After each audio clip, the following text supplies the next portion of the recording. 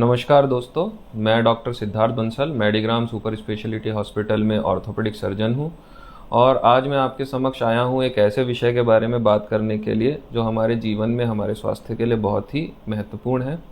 यह विषय है कैल्शियम और विटामिन डी का हमारे स्वास्थ्य में क्या योगदान है, इसकी कमी से क्या लक्षण हो सकते हैं और हम इसको किस प्रकार से ठीक कर सकते हैं।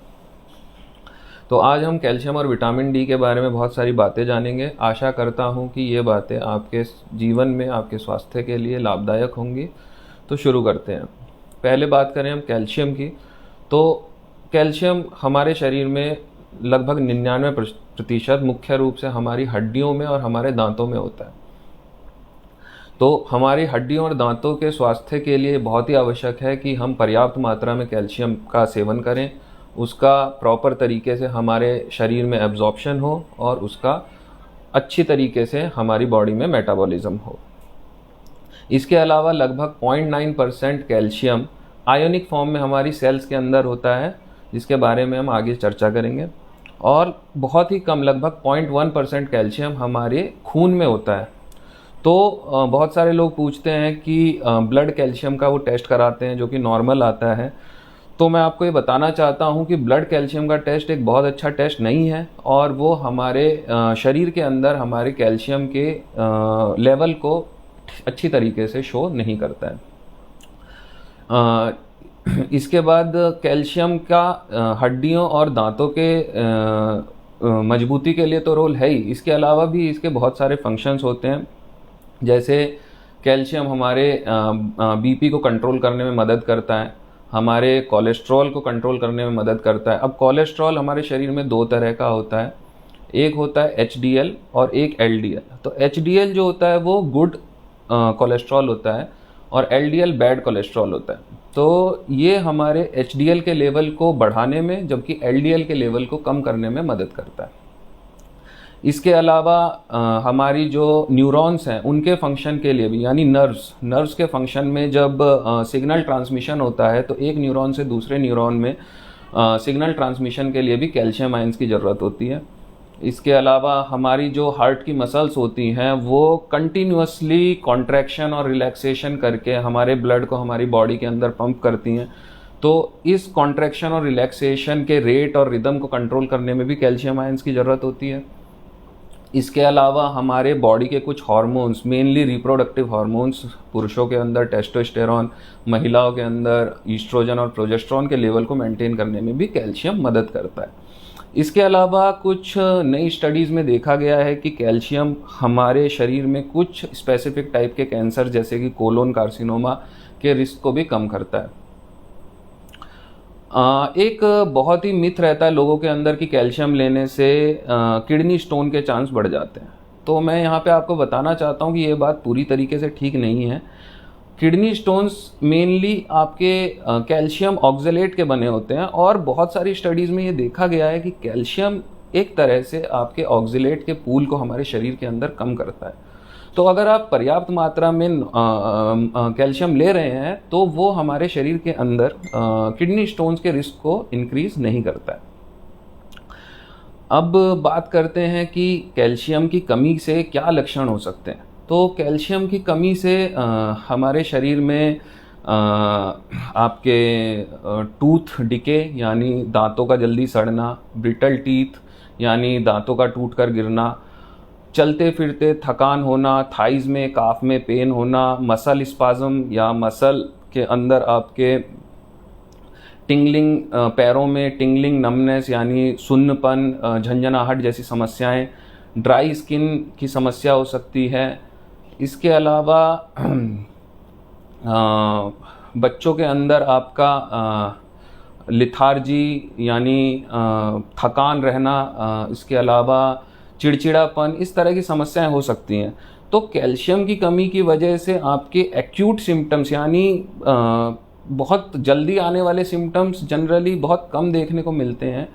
कभी कभी ये बहुत, अगर आपकी सीवियर हाइपोकैल्सीमिया बॉडी के अंदर होता है तो टिटेनी जैसे सिम्टम्स देखने को मिल सकते हैं, लेकिन वो बहुत ही रेयर होते हैं।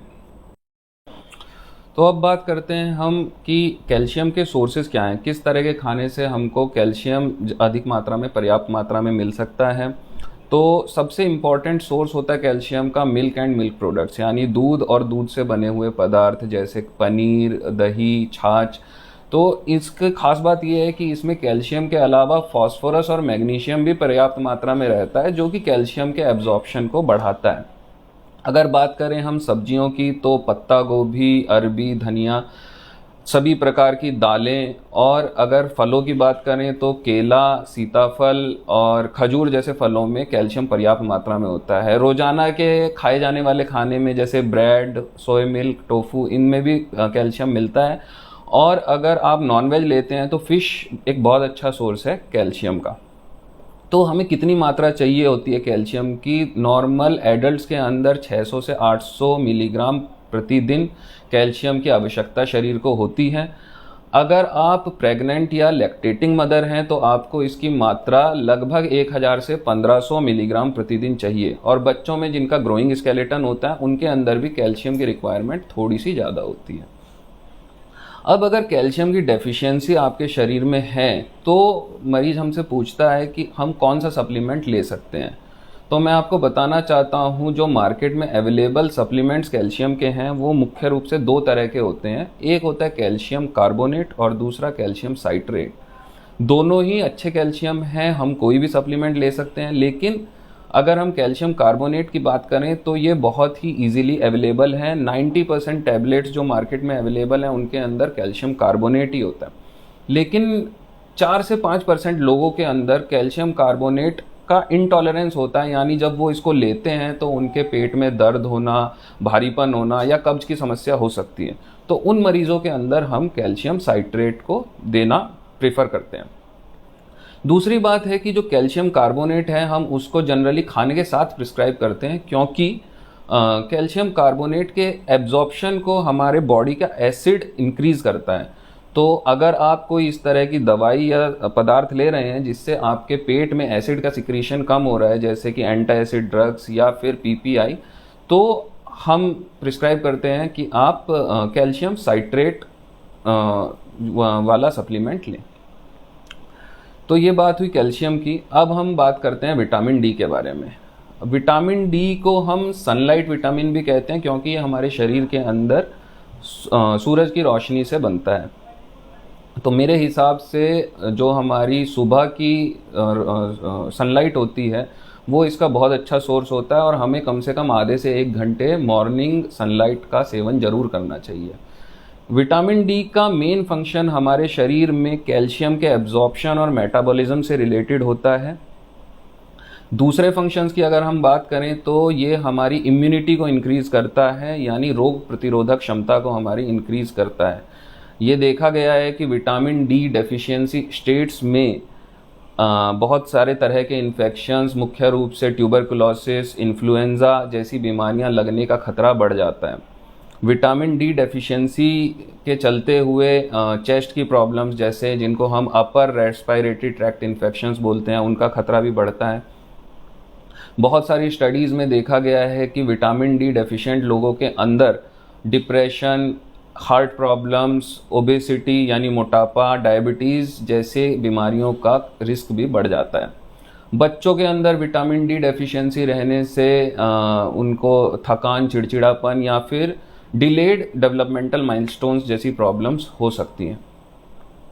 इसके अलावा जो विटामिन डी डेफिशिएंसी से बीमारियां होती हैं, हम उसको वयस्कों में ऑस्टियोमलेशिया और बच्चों में रिकेट्स कहते हैं। इस बीमारी में हड्डियों का आड़ा टेढ़ा मुड़ जाना और बोनी डिफॉर्मिटीज़ होने जैसी प्रॉब्लम्स होती हैं।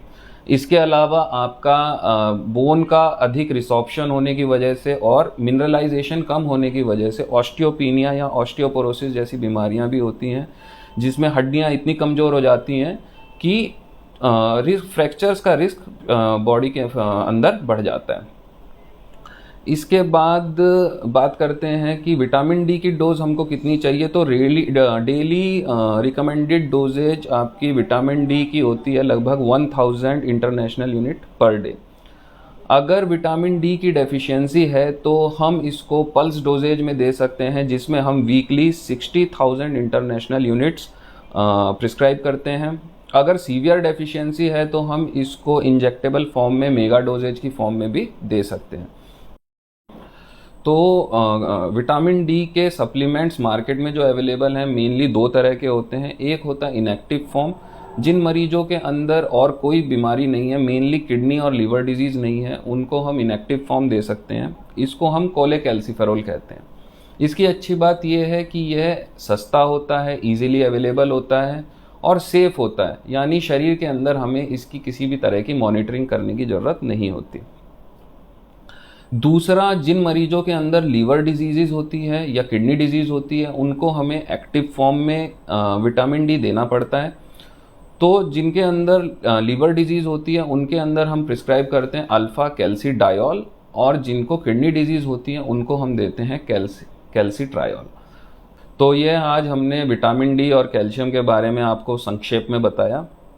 आशा करता हूँ आपको मेरी बातें समझ में आई होंगी। अगर इसके बाद भी अगर आपके कोई डाउट्स हैं तो आप कमेंट बॉक्स में पूछ सकते हैं। हम जल्द से जल्द उसका उत्तर देने की कोशिश करेंगे।